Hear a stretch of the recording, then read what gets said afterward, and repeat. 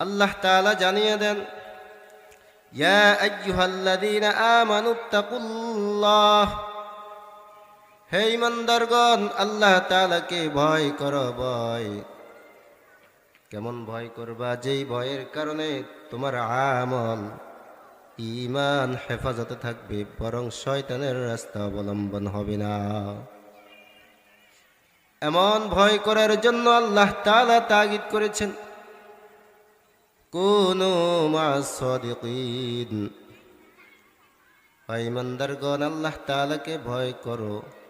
কুনু মা'আস সাদিকিন, এবং সত্যবাদীদের সাথেই চলবা। যদি তোমরা সত্যবাদী হতে চাও, আল্লাহ তাআলা কুরআনুল কারীমের মধ্যে জানিয়ে দেন, তোমরা সত্যবাদীদের সাথে চলবা। প্রথমে সত্যবাদীদের সাথে চলিয়া সত্য প্রচার করে নিজের জীবনকে ঈমান ও আমলকে দামি করে দাও।